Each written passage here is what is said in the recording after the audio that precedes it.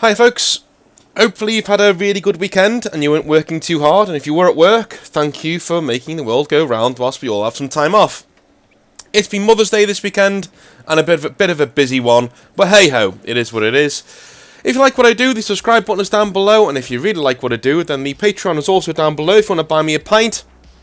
And also, if you're getting any more models over the next couple of days, Composite Games is the place to go. They give you an extra 5% discount at checkout if you use the promo code Northern Exile down below. But now, to some more hobby nightmares. And to be honest with you, a group that I've been sitting on for a little bit of a while. One of them's brand new. A few of them I've had in the little inbox here for a little while that don't quite fit any of the themes that we've been going with. So I've kept them on the back burner for now.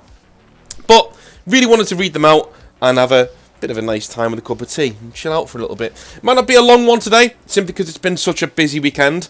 But we will have a lore video tomorrow, another Hobby Nightmares, and the rest of the videos this week should be much longer for you. So there we are. Death Chase says, and Death Chase has been on a little while actually. He's been on our channel once or twice. Stories always tend to be really good. So Death Chase says, "Hello, Exile of the Northern Realm." Cheers, mate. This is the story of my local game store that went out of business with no help from the owner. Okay. The store was very prosperous for its first budding years of life. However, circa 2019, the old owner wants to move to greater pastures and sells the business to his manager and best friend Nick. The deal was made via a handshake, no paperwork. Oh yeah, that's going to work out well. That's going to work out so well. You should always sell your business on a handshake and a promise. You know, that's because people are trustworthy. Sorry, you know. For $30,000 to be paid over a certain amount of time. I want to mention now that there will be a lot of numbers in this, and I'm going based on a first-person account from Nick himself or others. So Nick is the guy who's buying the store. And some are anecdotal. Well, to be fair, mate, everything on this channel is basically anecdotal. The amount of hearsay she said I get sometimes, you know, it's a bit over the top, but you know, we try to narrow it down to make sure that we're at least getting some part of the truth. The first person ones are always the best when you're reading people's first person perspectives. But anyway, COVID comes around and Nick is unable to get his bills paid. He starts to reach out to people and sell some products online rather than in store to make ends meet. The lockdowns end and Nick has a saving grace since most of his product is gone and there's very little of the customer base coming back. Okay, so he's in a bit of trouble here. A lot of hobby stores were really kicked in the nuts when the pandemic happened. You know, Games Workshop may have done very, very, very well, but you have to remember, Games Workshop has a massive and thriving online business. You know, and a huge international supply chain and a huge international website for people to go on and order their models on. You know, and even if you use somebody else, some of that money is still going to Games Workshop, so they're still making money hand over fist. The only people that the pandemic really hit hard are the local retailers, are the smaller stores. Those guys got an absolute drumming over the pandemic. It was awful. Anyway, thankfully, Nick had something coming to save him. A long-time friend named John. John offers to be Nick's distributor for the time providing, expressing he can get $50,000 worth of product up front for Nick to use and get a cut of it for moving the product. Fair enough. Nick never gave him his cut and just paid him an in-store credit. What? Since Nick would never have cash in hand, let alone a cash register. Okay, cool. So, he's paying him in-store credit for models that are coming in. Okay, fair enough. Well, that's not going to work, really. But anyway, let's jump in a little bit more. Okay. So Nick would never have cash in hand, let alone cash in the register. From time to time, the store would get pre-order requests. Nick would take the money up front, and then the day comes to get the product. Lo and behold, no product. Oh, you are playing a dangerous game there, man. Nick blames shipping delays. his actual distributor having issues with Nick not actually paying them, so they get his product count. Okay, so they're getting his product that counts as payment. Okay, fair enough. No wonder he's at the bottom of the priority list. If I have a distributing business, right, and I'm giving people product, and one of my clients is paying me in models, yeah, that person's at the bottom of the list in terms of, you know, what I need to do that week. Nick would literally tell people that the product was coming in that day, but that it just hadn't arrived yet. He told them to stay in the shop, to which the customers stayed, waiting for the product that Nick knew would never show up. Not that day, not the next, and not even till the next week, probably. Every single pre-order would be like this, and for anybody who knows Magic the Gathering, the release schedule at least, this would happen nearly every single month for 2+ years. How was this guy in business? How was this guy in business? At this point, Nick is unable to pay his $3,000 rent for the shop, unable to pay for pre-orders, unable to pay for his store's $15,000 sales tax at the end of the year, and now asking for personal loans from his closest friends and family and customers, anything from a couple of $100 upwards to $10,000. Multiple times, I might add. Dude, this is a black hole. This is a black hole. And it is a real shot in the arm. There are a lot of people that come to me on the channel and they say, "Hey North, you know, what do you think about getting involved in a shop on the ground floor? You know, investing or doing this or doing that?" Man, it is a huge responsibility owning a business, especially if it's a business that employs other people. And by employees, I don't just mean the people working in your shop. I mean the people who are supplying you as well. Okay, a lot of people are relying on you and what you're doing. This guy has gone into this situation on a hope and a prayer, hoping to fake it until he makes it, essentially. And it's not worked out. And you can quickly get yourself pulled into a black hole, financially and otherwise. This must have felt horrible. And even though this guy's kind of the villain, this Nick guy is kind of the villain in this story, man, he must have been feeling the heat. He must have seriously been feeling the heat. Oh, for over a year, he had been paying back people with other people's money. Yeah, same old trick, man. Get one loan to pay back another loan. It's a slippery slope. Borrow from one, pay back another. Ponzi scheme type of money handling. Nick comes up with the great idea to try to get more foot traffic into the store. And no, it's not advertising, holding events or promotions. He decided to put an ATM and skill games, aka electronic slot machines, in the store. Dude, come on. Yet this backfired because he hid them in the store, so only people who already went to the store knew about them. You might be wondering where all the money he gets from selling his products is. Since he has no cash register, he pockets the money. But that still doesn't account for where it's going. No one at the shop could understand where this money was off to. Until one fateful day, my birthday. Nick suggests, after the shop closes, that we all go to the local strip club. No. No. He's not doing this. He's not doing this. I'm going to read on, but come on.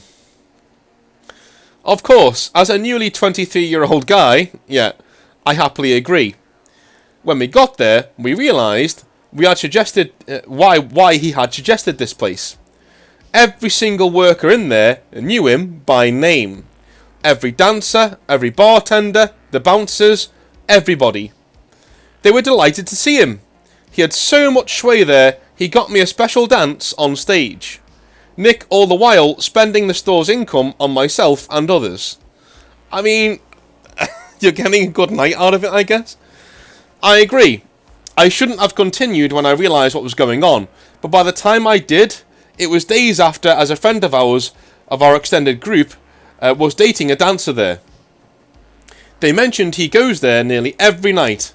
Months go by. He messes up and takes actual investors in, more customers, who have actual contracts with him. Yeah, he's in trouble now. And take a wild guess, he gets threatened with a lawsuit when he can't pay for the 5 to 10k loans or any sort of instalments back to them. Especially so when he takes that $10,000 loan a week before declaring bankruptcy and shutting down the store. It should be said, at that time as well, John was being told none of this information, let alone did he know about the loans. Wow. So John's the guy who sold him the store. Imagine John's shock when customers rant at him about Nick's shitty pre-orders. John jumped ship and told him off, saying the shop wouldn't last 90 days. It barely lasted 60. John, taking up the mantle, loving the community and having the product to support it, decided he would make a rival store down the street.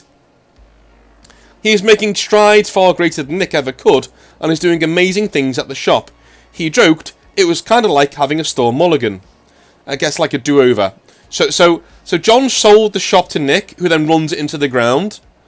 And then John goes, well, I can do better than that, and opens up another one down the shop. Almost like a do-over. Wow. Anyway, in the aftermath, Nick is doing well, and I still talk with him once in a while. There is so much more that I could say. The problem is, it'd be too much for a hobby nightmare. Thank you for reading/listening. Well, I'm glad to know Nick is doing well, but at the same time, Jesus, dude, you owe a lot of people a lot of money. You know, personal responsibility. Listen, I also have debts. I have credit cards. I have all sorts going on, but I pay them back, and I made sure that they're getting paid back because, you know, credit ratings are a thing. There's only so many times that you can pull the wool over people's eyes before they just walk away from you, and doing this in the hobby sphere is low because our hobby is expensive anyway, without people like yourself making it a lot harder for anybody to get ahead over here, okay? So, yeah, don't act like this guy. And if you do have a store, recognise it's a massive responsibility. Before you even start thinking about doing your own store, sit down and have a think, have a strong look at your finances and your supply chain. If your supply chain is reliable, is cheap, and it can go on forever, and you can get things at a moment's notice, then go on ahead. Go right on ahead. But if it's not there, and you're going on a wing and a prayer, please, please, please take another few minutes to think. Months, maybe, to think. Okay? It's a huge responsibility. Just saying. Alright. Our next story is from somebody called Waiting for Something to Happen. Look, aren't we all? Hi, North. Here is a Dungeons and Dragons story, proving that random items meant to be forgotten by the players should always be kept.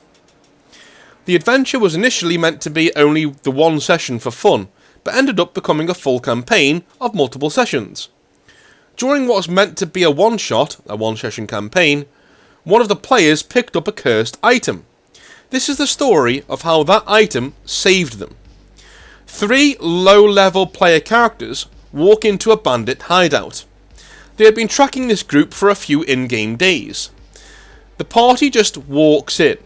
No stealth, no taking enemies out one by one, they just walked in.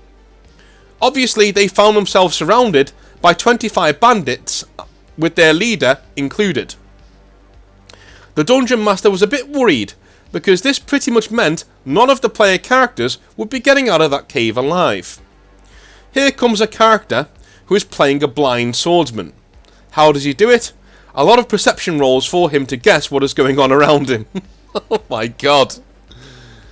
This player had kept a cursed item that the whole party and even the Dungeon Master had forgotten about. The item was a dagger. This dagger would give anybody who failed a certain dice roll after looking at it, and they would be compelled to injure themselves until they died. In the one shot, all of the players failed except the blind swordsman because, you know, he couldn't see it. It took him a while to confiscate the item for the rest of the party. Anyway, back to the main story. So basically, like, the original part of that is like one person picks up the dagger, stabs themselves in the face and dies, or at least goes down. Somebody else picks it up, cuts their own wrist and perishes, and it goes on until a blind guy picks it up and goes, huh, odd, and then puts it away. That's hilarious. The party was surrounded. And yep, he threw it in the middle of the room, and half of the bandits failed their rolls. The party killed everybody there and won. It was pretty easy for them with half the bandits having other priorities, like killing themselves. The end. In conclusion, random magic items are the best. Love the video. Love the videos. Cheers. Cheers, man. That's brilliant. I love that. I'm imagining that guy from Rogue One with the stick, just like throwing, you know, like a magic dagger in between a load of bandits and watching, well, not watching, but, you know, hearing all of the carnage ensue after that. Anyway. Tim says, another Tim. Hello. Hello, Northern Exile. First of all, you may call me Tim. Well, all the Tims are coming out the woodwork, it seems.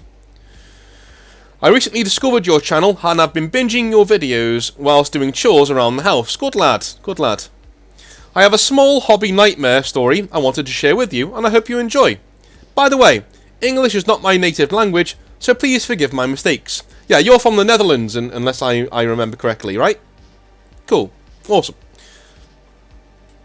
When I just started playing Warhammer, it was Warhammer Fantasy. I collected Warriors of Chaos and was quite new to the game, or any tabletop war game in general. Right, before I go any further, does anybody remember, I think they still have them, the Warriors of Chaos models, you know, the normal infantry.